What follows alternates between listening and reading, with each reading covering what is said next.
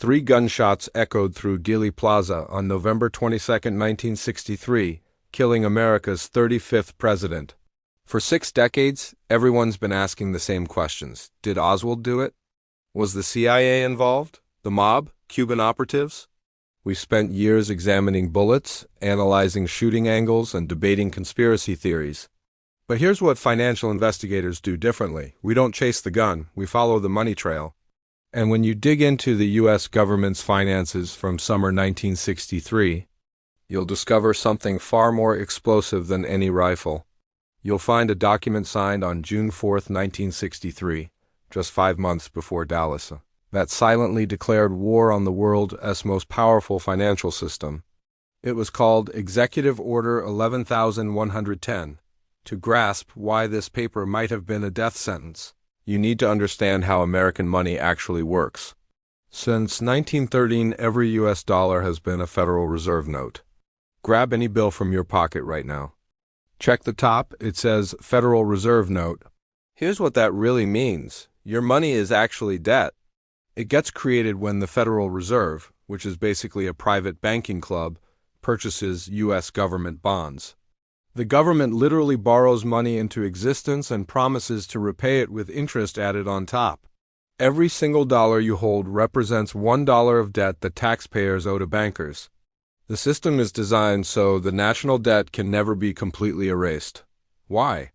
Because paying off all the debt would mean no money exists anymore. It's a flawless mathematical prison, engineered to drain wealth from hardworking people straight into the pockets of financial elites.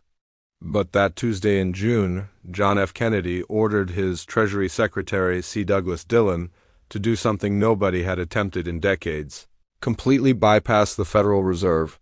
Executive Order 11,110 brought back a forgotten power from the 1933 Agricultural Adjustment Act, allowing the Treasury to print silver certificates backed by actual silver bullion and coins stored in government vaults. Here's the crucial difference. These weren't Federal Reserve notes. They were United States notes. If you're lucky enough to own a $2 or $5 bill from 1963, look closely at the seal. It's not the usual green Federal Reserve seal, it's red. That red seal proved the bill was backed by real physical silver sitting in Treasury vaults. It wasn't borrowed money. No interest payments required. Completely debt-free currency. This isn't just about words. It's about survival of the system itself. By printing United States notes, Kennedy was proving the government didn't need the Federal Reserve at all. He was showing that the Treasury could create its own money, backed by real assets, without paying 1 cent of interest to Wall Street bankers.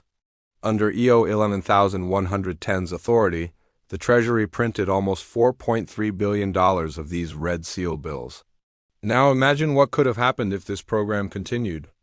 Picture the U.S. government gradually replacing every interest-charging Federal Reserve note with interest-free United States notes.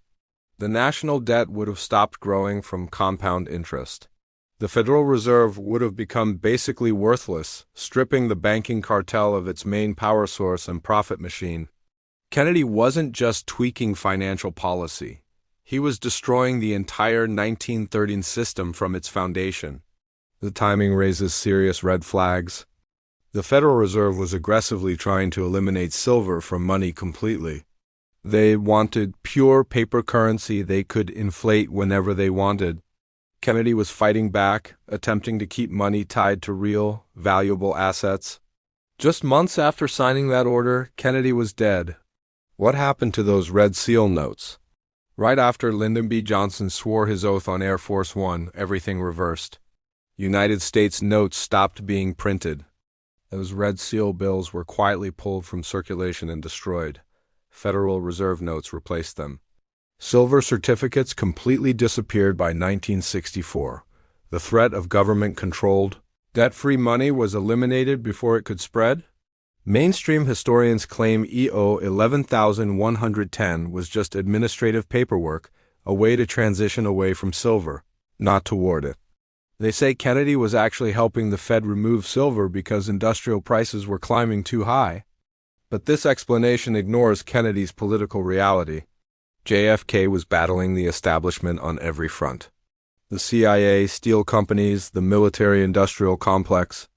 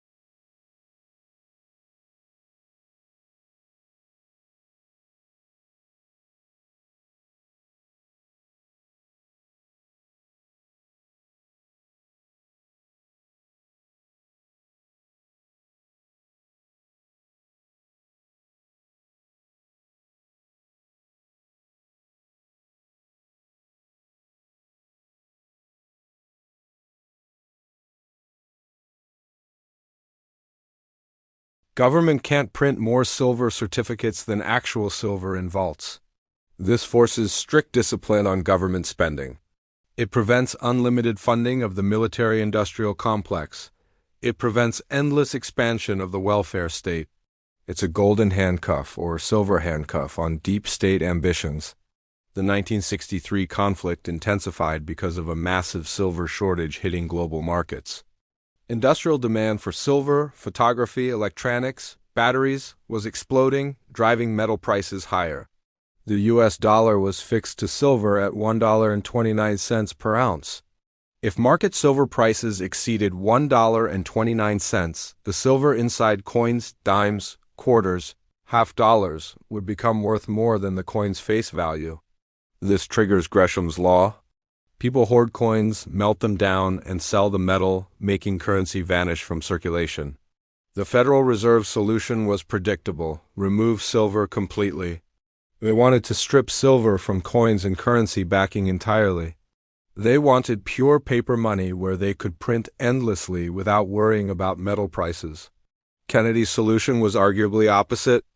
By issuing silver certificates, he was doubling down on metal backing. He was keeping silver in the system. While some historians claim he was just freeing up silver for coinage, The method he chose, empowering the Treasury, created a backdoor for any president to bypass the Fed whenever desired. It gave the president a red button. Even if he didn't plan pressing it immediately, just having that button was an unacceptable risk to the banking cartel. What happened after the assassination proves the banker takeover theory better than any bullet analysis ever could. Kennedy died November 22, 1963. By 1964, silver certificate production stopped. In 1965, President Lyndon B. Johnson signed the Coinage Act of 1965, the final blow to American commodity-backed money. In his signing speech, LBJ arrogantly declared, "If anyone thinks about hoarding our silver coins, forget it. The Treasury has plenty of silver, and we'll use it to keep silver prices aligned with coin values. There's no profit in hoarding them for silver content." He was either lying or economically clueless. The government didn't have enough silver to control prices forever. The market broke the system. Pre-1964 silver coins were instantly hoarded by Americans. Gresham's Law again. New coins, Johnson sandwiches, were made from copper and nickel. They were worthless base metal tokens. This marked the shift from money with real value to currency relying on government decree. Within 5 years of JFK's death, the US dollar was completely disconnected from silver. Within 8 years, minus 1,971, Nixon disconnected it from gold. The elastic currency won, hard money died. Treasury Secretary C. Douglas Dillon's role in this story is critical and often ignored. Dillon was Republican, lifelong banker, and close Rockefeller friend. JFK appointed him to balance his cabinet and satisfy Wall Street. Dillon was likely the inside man. When JFK signed EO 11,110, Dillon implemented it, but Dillon also stopped it immediately after the assassination. Dillon stood between Treasury and Fed. He understood that dual currency. United States notes competing with Federal Reserve notes would eventually destroy confidence in Fed notes. Why? Because people trust something over nothing. If you hold two $5 bills and one promises $5 in silver on demand while the other promises nothing, which do you save and which do you spend? You save the silver certificate. You spend the Fed note. This would have drained Treasury silver reserves while leaving Fed notes circulating as bad money. To save the Fed note, silver certificates had to be destroyed. Dillon oversaw that destruction. He guaranteed United States notes became historical footnotes instead of the dominant 20th century currency. The 11,110 mystery is basically the story of the path not taken. If JFK had survived and aggressively pursued the greenback strategy, the past 60 years would look radically different. Without unlimited paper money printing ability, the U.S. government couldn't have funded Vietnam War to such extremes. Vietnam War inflation ultimately destroyed the gold standard in 1971. Without fiat money, massive financial sector expansion, producing nothing but fees, would have been impossible. The financialization of America, where Wall Street profits jumped from 5% to 25% of GDP, relies entirely on the Fed's ability to create credit from nothing. JFK's silver handcuffs would have prevented too-big-to-fail banks from rising. It would have kept America as a manufacturing economy instead of a debt-servicing economy. The bullet in Dallas didn't just kill a man. It killed an entire alternate future. Today, we reliving in the final stage of the system that won in 1963. The elastic currency stretched until it broke. The debt is $36 trillion. Dollar purchasing power has collapsed 97% since the Federal Reserve's creation. The conspiracy isn't hidden anymore. It's visible on every grocery store price tag. Removing silver backing allowed government to steal citizen wealth through inflation, slowly, year after year, decade after decade. JFK tried stopping the theft. Whether he fully grasped the mechanics or just followed his instinct to protect national sovereignty, he blocked the printing press. And as history proves, from Caesar to Lincoln to Kennedy, standing before the money machine is Earth's most dangerous position.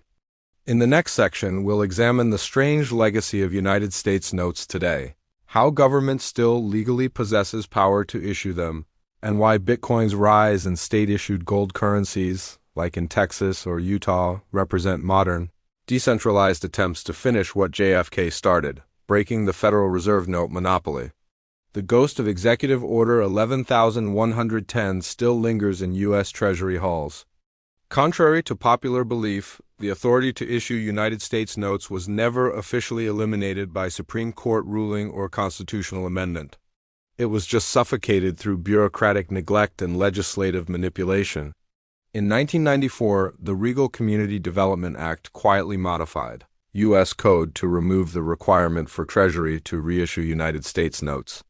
It didn't ban it, just stopped making it mandatory. This means, theoretically, a brave president could still direct the Treasury Secretary to issue new currency backed by remaining national assets. But political reality is that any president attempting to touch monetary sovereignty today would face immediate, crushing opposition from global bond markets. Bond traders would destroy the U.S. economy overnight by selling Treasury bonds, spiking interest rates, and crashing stock markets before the executive order dried. The system built immune defenses against another JFK. Because the top-down solution, presidential decree, was neutralized in 1963, resistance to Federal Reserve monopoly shifted to bottom-up strategy. We're witnessing quiet secession from the Federal Reserve System, led not by the White House but by individual states and private citizens. This is JFK's vision evolved to survive in hostile territory. The strongest example is the state legal tender movement. But as Federal Reserve note inflation accelerates, states like Utah, Wyoming, Oklahoma, and Texas passed laws recognizing gold and silver as legal tender. This directly challenges the Fed's monopoly. It means in these states, gold isn't just a taxable asset, it's money. If you buy bread with a gold coin in Utah, technically you shouldn't pay tax on gold appreciation. They built the Texas Bullion Depository, a sovereign state-run vault operating outside New York banking. This is essentially a state central bank embryo. If the Federal Reserve note collapses, Texas has infrastructure to issue state currency backed by gold in its own vault. They're building the lifeboat JFK tried building for the whole nation. But the true spiritual successor to Executive Order 11,110 isn't paper or metal. It's computer code. Bitcoin is the realization of currency that can't be manipulated, inflated, or captured by central authority. When Satoshi Nakamoto launched Bitcoin in 2009, he embedded a headline in the Genesis block, The Times. January 3, 2009, Chancellor on brink of second bailout for banks. This was a war declaration. Just as JFK tried stripping bankers of money-issuing power, Bitcoin strips bankers of money-controlling power. Bitcoin's genius is solving the assassination problem. JFK could be stopped because he was one single failure point. He was a man with a body that could be destroyed. Bitcoin has no body, no leader. To kill Bitcoin, you'd need shutting down the entire internet simultaneously. In this sense, Bitcoin is Executive Order 11,110 written in language the deep state can't censor, bulletproofed by cryptography. The parallels between JFK's silver certificates and Bitcoin are remarkable. Bitcoin is perfectly inelastic, limited to 21 million coins. JFK wanted currency issued by public treasury rather than private Fed. Bitcoin is issued publicly by miners through energy expenditure, proof of work, not by private governors. JFK wanted breaking the debt money cycle. Bitcoin is debt-free money. When you own Bitcoin, it's not anyone else's liability. It's a bearer asset, final settlement. Bitcoin's rise is the market finishing what Kennedy started. It's sovereign individuals reclaiming printing press power. The Federal Reserve knows this. That's why they fear crypto. That's why they launched Operation Choke Point 2.0 to cut banking access from crypto firms. They retrying to do to Bitcoin what they did to silver certificates in 1964, remove it from circulation before critical mass. They can attack bridges but can't burn the castle. We're entering monetary dualism similar to 1963, back then Fed notes versus United States notes. Today, Fed coins, CBDCs versus sovereign coins, Bitcoin, gold. The Federal Reserve is developing central bank digital currency, CBDC. This is the ultimate elastic currency tool. It allows total surveillance, negative interest rates, and programmable control. Like you can't buy meat because you exceeded carbon quota. It's freedom's opposite. On the other side, we have the hard money faction, gold stackers, silver hoarders, and Bitcoin holders. They're voting with wallets for systems based on rules, not rulers. The conflict that killed JFK hasn't ended. It just changed battlefields. It moved from Dallas streets to internet digital trenches and state capitol legislative chambers. The Executive Order 11,110 Mystery-S lesson is that money's nature is our time's most important political question. He tried acting. For 60 years we slept. We accepted green seals without question. We accepted inflation, we accepted debt, but the alarm's ringing now. The mystery isn't about what happened before. It's about what you'll do next. Will you hold banker debt, dollars, or will you hold people's assets, gold, Bitcoin? The executive order isn't signed by presidents anymore. It's signed by you every time you choose opting out of the rigged game. The revolution won't be televised. It'll be tokenized, vaulted, and decentralized. JFK gave us the blueprint. Satoshi gave us the tool. The rest is up to us.